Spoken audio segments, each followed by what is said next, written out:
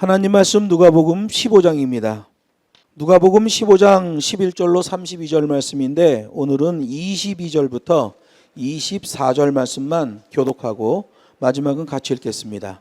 아버지는 종들에게 이르되 제일 좋은 옷을 내어다가 입히고 손에 가락지를 끼우고 발에 신을 신기라. 그리고 살찐 송아지를 끌어다가 잡으라. 우리가 먹고 즐기자. 이 내 아들은 죽었다가 다시 살아났으며 내가 잃었다가 다시 얻었노라 하니 저희가 즐거워하더라. 아멘. 본문 말씀을 가지고 아버지의 마음과 두 아들의 마음이라는 제목으로 두 번째 시간 하나님 말씀을 증거하겠습니다. 지난주에는 이 본문 말씀으로 아버지의 마음을 살펴봤고요. 오늘은 집 나간 둘째 아들의 마음을 살펴보려고 합니다.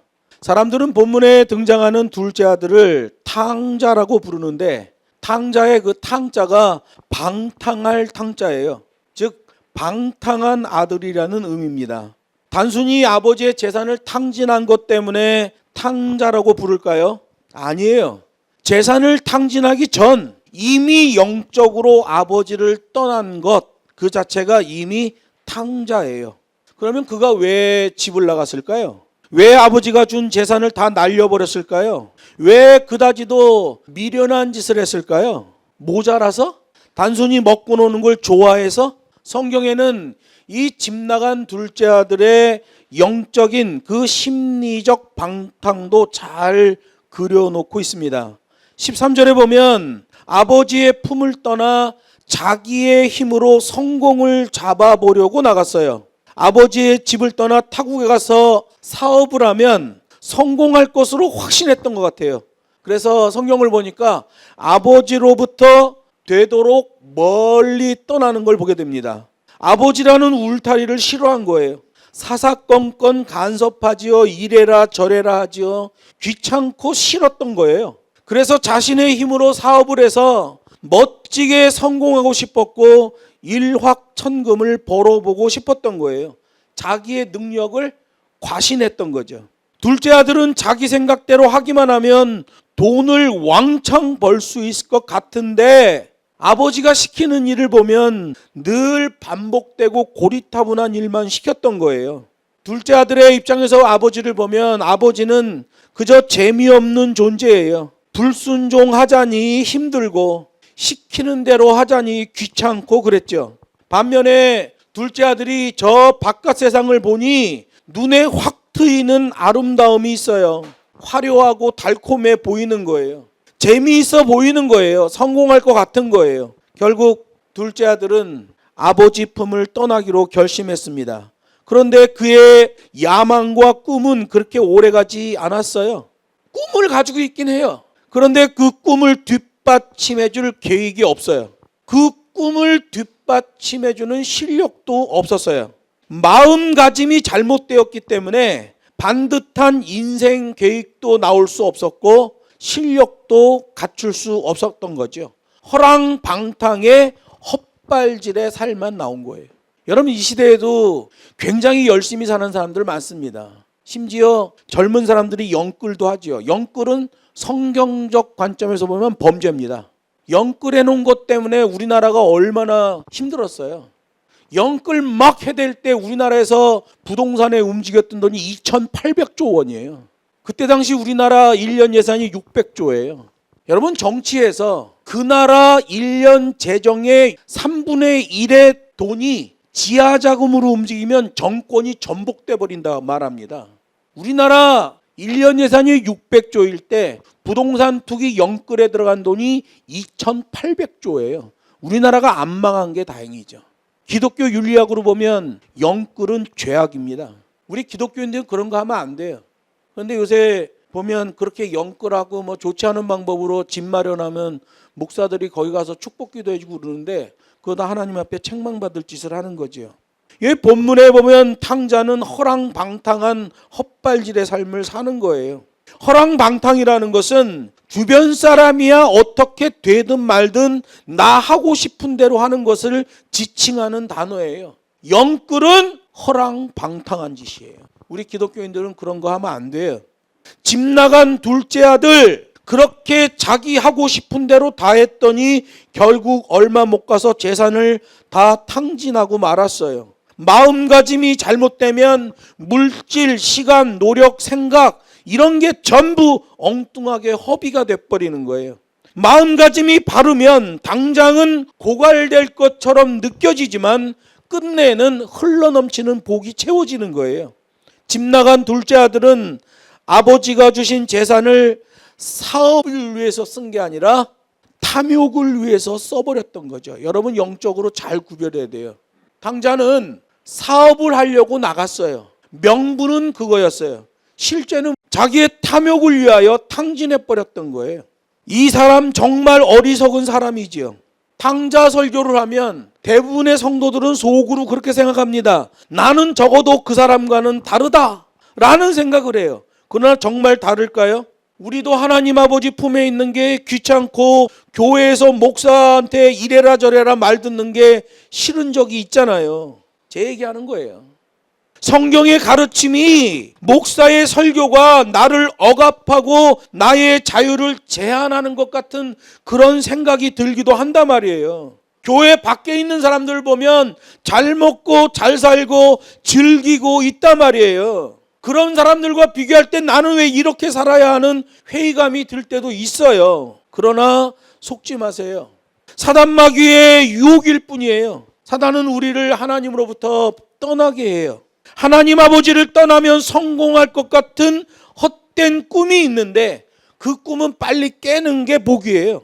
세상에 나가면 모든 게 잘 될 것 같죠. 탕자처럼 우리도 착각을 한단 말이에요. 세상은 화려하고 달콤한 거 맞아요. 화려하고 달콤하다니까요. 그런데 거기에는 생명이 없다는 거예요. 세상에는 불안과 공포밖에 없어요. 성공을 붙잡으려 하지 말고 하나님 아버지를 붙잡으려는 노력을 해야 됩니다. 우리 기독교인들은 그렇게 자세를 잡아야 돼요. 아버지의 품을 떠나 자기의 힘으로 성공하려고 집을 나간 탕자, 쫄딱 망하죠. 탕자는 아버지의 사랑도 제대로 몰랐고 자신의 연약함도 제대로 몰랐어요. 아버지를 제대로 알지 못했기 때문에 아버지 곁을 떠나는 거예요. 아버지를 좀 답답하고 고리타분하고 무서운 분으로 알았지만 그의 아버지를 보면 사랑이 넘치고 자비가 넘치는 아버지라는 걸 알게 돼요. 탕자는 자신의 능력도 제대로 몰랐어요. 자신이 대단한 줄 알았어요. 아버지를 떠나도 얼마든지 성공할 수 있다는 자신감이 있었어요. 그러니까 그렇게 나갔죠. 그러나 그것은 착각이었고 결국 쫄딱 망해버리고 말았어요. 여러분, 우리 기독교인들은 일단 하나님 아버지에 대해서 좀 알아야 됩니다. 하나님 아버지에 대해서 좀 알면 자기 자신의 한계도 알게 되는 거예요. 하나님 아버지를 알고 자기 자신의 한계를 알아야 방탕한 탕자가 되지 않는 거예요. 그렇게 허랑방탕했던 둘째 아들, 자기 생각에 묶여있던 이 탕자에게 돌아온 것은 두 가지의 고통이에요. 하나는 영적인 궁핍함이요, 둘째는 육체적인 고통이었어요. 이 영적인 무지함 때문에, 아버지에 대해서 모르는 것 때문에 미련한 행동을 하게 되는 거예요. 사랑을 사랑으로 받지 못하면 간섭으로 여겨서 귀찮아하게 되는 거예요. 흔히 아이들의 질풍노도의 시기, 사춘기가 되면 부모의 사랑, 부모의 조언을 귀찮아해요. 그러면 문제가 터지는 거죠. 그래서 아버지를 떠나게 되는 거예요. 얼마 못 가서 순식간에 모든 것을 잃어버리잖아요. 여러분, 우리는 영적인 울타리를 잘 볼 수 있어야 돼요. 부모는 울타리예요. 하나님 아버지의 울타리는 이 계명의 말씀이에요. 이 계명의 말씀이 우리의 삶을 이렇게 울타리를 쳐준단 말이에요. 문제가 생기지 않도록 붙들어 주는 거예요. 그리고 자신의 연약함을 발견할 수 있어야 돼요. 그래야 삐뚤어지지 않는 거예요. 자기의 연약함을 발견하는 순간 하나님의 은혜가 보여요. 탕자는 그렇게 망한 게 다행이고 돌아온 게 복이에요. 만약에 집 나간 둘째 아들이 어떻게 해서 돈 좀 벌었다면 어떻게 됐을까요? 아버지의 품으로 돌아오지 않았을 거예요. 그래서 오늘 본문을 보면 망가지는 것도 축복이다. 방향만 제대로 된다면 망가지는 것도 축복이고 그 고난이 나를 겸손하게 하여 하나님을 알게 한다는 걸 발견하게 되는 거예요. 예수님 보세요. 십자가 위에서 아주 처참하게 망가지잖아요.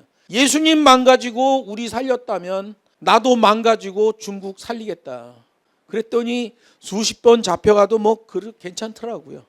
탕자는 그 고통 속에서 하나님의 은혜를 깨닫잖아요. 돈이 있을 때는 그토록 가까이 하던 친구들이 탕자가 거지가 되니까 곁에 아무도 남아있지 않았어요. 하루하루가 고통의 연속이었는데 그 가운데 하나님의 은혜가 임하잖아요. 고통 속에서 자신의 실상을 발견하잖아요. 자기가 그냥 뭐 하면 다 잘 될 줄 알았어요. 그런데 이제 자기의 실체를 발견했어요. 돈을 다 탕진했기에 탕자가 된 게 아니라 아버지를 떠나는 것이 탕자인 것처럼 이젠 자기가 있어야 할 곳이 어디인지를 깨닫게 된 거예요. 아버지 집에 있어야만 한다. 이걸 깨달은 게 은혜죠. 이걸 영적으로 보면 우리 기독교인들 하나님 앞에 부르심을 받은 자는 교회에 있는 게 은혜인 거예요. 깨닫는 게 은혜예요. 고통이 찾아와도 환난과 역경이 닥쳐도 그 이유를 깨닫지 못하는 사람들이 있어요. 그런 사람들은 대부분 오해를 합니다. 세상이 나를 버렸어. 인생 끝내자. 그래서 자살을 하는 사람도 있어요. 그러면 안 돼요. 여러분, 고통이 와도 환난과 역경이 와도 그 원인을 알면 그걸 극복해낼 수 있는 거예요. 이 탕자는 은혜를 깨달은 것뿐만 아니라 아버지의 집으로 돌아가기로 결단하는 용기가 있었어요. 깨닫는 것이 은혜이지만 깨닫기는 했는데 그 자리에 그냥 머물고 있으면 그건 은혜가 아니에요. 깨달았으면 방향 전환을 해야죠. 은혜와 회개는 매칭 시스템이에요. 어느 한 개만 있으면 안 돼. 두 개가 같이 있어야 돼요. 하나님의 은혜가 있었다. 그러면 바로 방향 전환이 일어나야 되는 거예요. 도대체 내가 왜 여기 타국에 왔노? 내가 미쳤지? 후회만 하면 안 되고 일단 돌아가야 된다. 원위치 하는 거예요. 여러분, 어떤 일이 안 풀리면 기본으로 돌아가면 돼. 아무리 실타래가 복잡하게 얽혔어도 그 실타래의 끝만 놓치지 않으면 그건 풀어내는 거예요. 이게 기본이거든요. 어떤 일이 안 되면 더 복잡한 방법, 처세술을 쓰지 말고 기본으로 돌아가는 거예요. 원위치 하는 거예요. 그러면 그 일이 풀려요. 하나님께서 구약시대에 선한 율법을 줬어요. 근데 유대 종교 지도자들이 자신들의 욕심과 탐욕으로 하나님의 율법을 싹 변질시켜서 비스무리한 장로의 유전을 만들어내고 유대인들에게 그게 하나님의 율법이라고 가르쳤어요. 그러니 유대교가 타락하고 엉망진창이 돼버리는 거죠. 예수님 공생의 당시를 보세요. 유대교가 엉망진창이에요. 그런데 백성들은 그 유대 종교 지도자들이 여호와 하나님의 일을 하는 사람들이라고 존경하고 추앙했단 말이에요. 그 종교 지도자들은 백성들의 주머니를 강탈했어요. 오죽하면 하나님이 탐심은 우상숭배니라까지 말해요. 그렇게 구약의 율법을 변질시키자 하나님이 예수님 보내서 원래의 구약 말씀을 복원시켜요. 예수님이 말씀하시잖아요. 나는 구약을 폐하러 온 자가 아니라 완성하러 왔다. 구약이 뭐가 어디가 부족해서 완성시키는 게 아니에요. 변질시킨 것을 다시 순수한 하나님의 말씀으로 복원시키는 것. 이게 하나님의 율법을 완성하는 거예요. 구약을 완성하는 거였어요. 예수님에 의해 원위치시키는 율법. 이걸 복음이라고 하는 거예요. 예수님이 신약을 완성하러 온 분이 아니에요. 구약을 완성하러 온 분이에요. 구약을 완성하면서 공생애를 가지셨는데 그 공생애 때의 일을 기록해 놓은 게 신약 성경인 거죠. 실제는 뭐예요? 구약의 선하신 율법을 완성하러 오신 거예요. 방탕한 아들에서 순종의 아들로 돌아가는 거예요. 돌아가기만 하면 빛이 보이는 거예요. 회가 뭐예요? 돌이킨다죠. 개가 뭐예요? 다시 바꾼다는 거 아니에요. 여러분, 회개 그러면 회도 중요하지만 개가 더 중요한 거예요. 문제는 그렇게 돌아가는 것이 내 힘으로가 아니라 하나님의 힘으로 되어져야 돼요. 여기 성경에서 이에 스스로 돌이켜라는 단어가 중요한 거예요.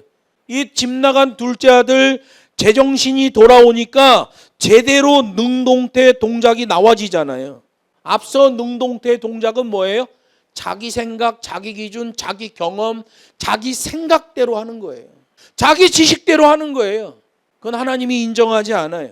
하나님의 말씀에 의지하여 순종하는 자세, 이걸 수동형 능동태라고 그래요. 하나님의 계명에 대하여는 그 말씀을 쫓아가는 수동태가 나오고 그 말씀이 내 안에서 실천되어질 때 능동태가 되는 거예요.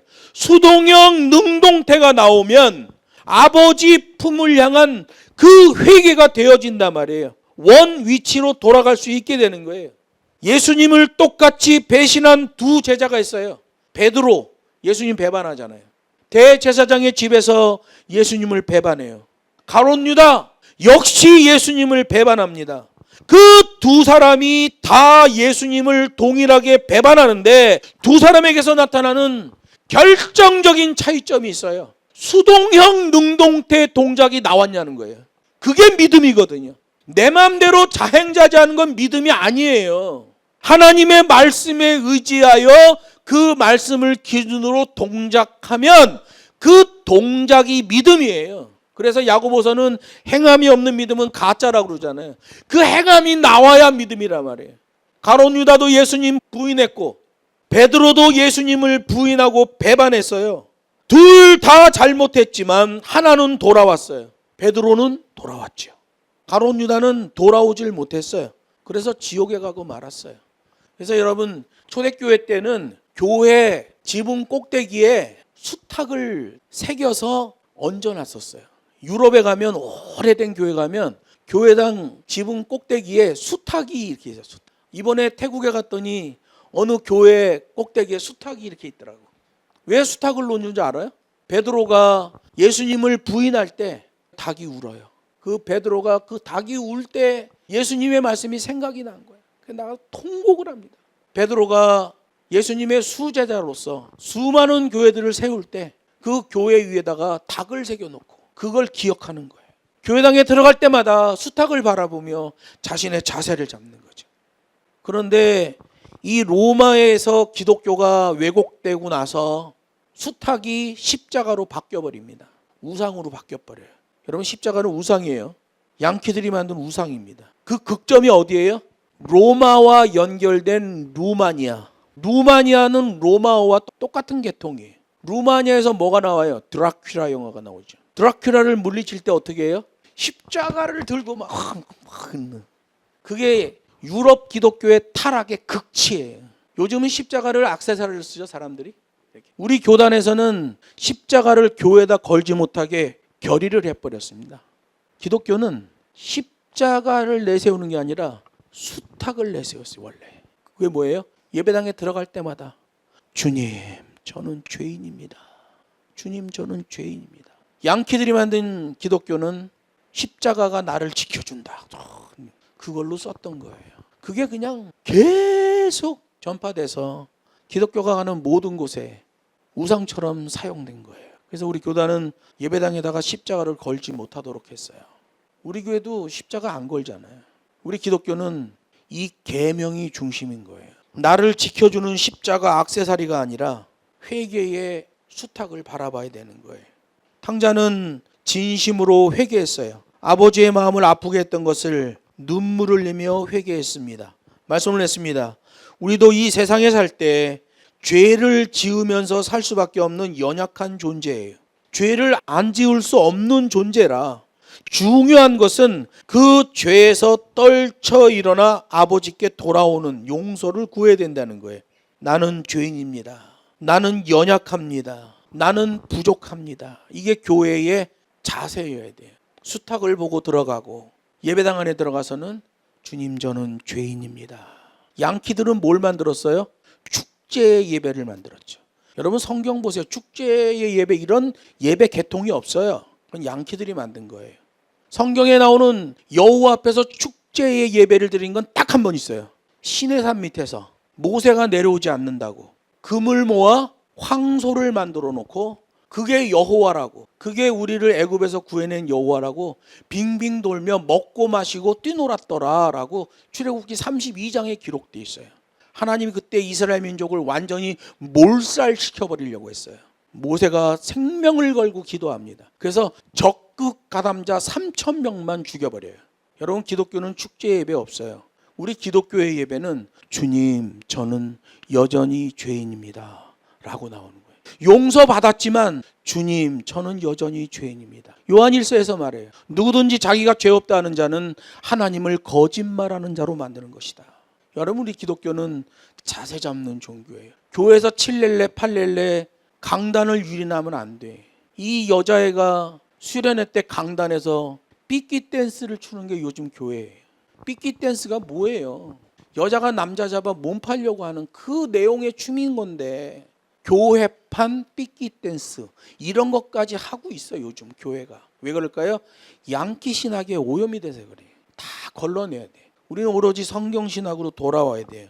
혹시 우리들 가운데도 하나님의 계명적 사랑과 하나님의 계명적 간섭을 귀찮아하는 경우가 있다면 이미 탕자예요. 깨닫고 돌아와야 돼요.